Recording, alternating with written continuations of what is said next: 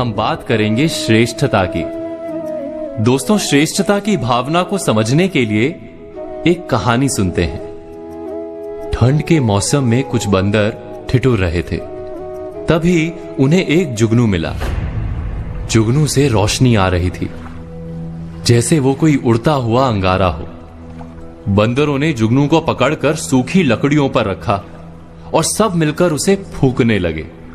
शायद किसी गांव में इंसानों को देखा होगा छोटी सी चिंगारी को फूंक कर आग बनाते हुए।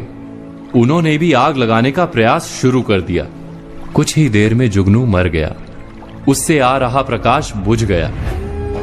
बंदरों ने दूसरे जुगनू को पकड़ लिया और फिर से फूंकना शुरू कर दिया। पास के पेड़ पर एक सयानी चिड़िया बैठी थी। बंदरों की मशक्कत देखकर चिड़िया ने बंदरों से कहा कि आप बेकार मेहनत कर रहे हैं। ये जुगनू है, चिंगारी नहीं। देखा नहीं मुझे जुगनू को खाते हुए? अगर ये आग होती तो मैं जल जाती। तुम सब बेकार मेहनत कर रहे हो। हम विचार करेंगे तो तुरंत जान पाएंगे कि हमारी भी आधी जिंदगी ऐसे ही कई प्रयासों में बीत जाती है। कोई आईने में अपना मुख देखकर अभिनेता बनने निकल पड़ता है। जीवन बीत जाता है मगर सफलता नहीं मिलती।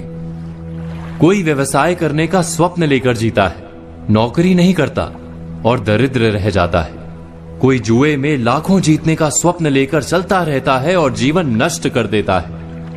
क्या हम सब आग की आशा में किसी ना किसी जुगनू को नहीं फूंक रहे? उस कहानी की चिड़िया ने जब बंदरों से कहा कि तुम सब जुगनू को फूंक कर आग नहीं लगा पाओगे, तो बंदरों ने गुस्सा होकर उस चिड़िया को मार दिया।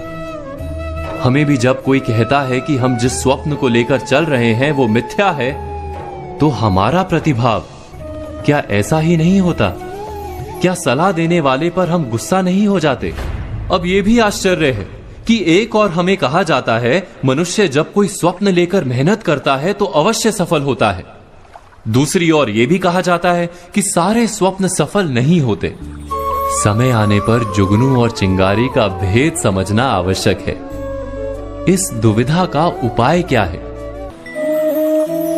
जो व्यक्ति ये कहता है कि उसे किसी के सुझाव की आवश्यकता ही नहीं, जो व्यक्ति ये मानता है कि उससे अधिक बुद्धिमान अन्य कोई है ही नहीं और उसके सारे फैसले 100% सच हैं, वही श्रेष्ठता की भावना है।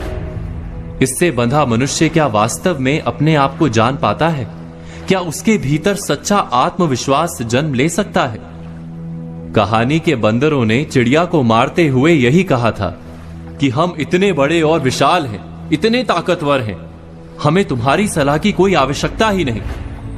इस मिथ्या भावना के कारण वो बंदर आज भी जुगनू को फूंक मारकर आग जलाने की कोशिश में ठिठुर रहे हैं।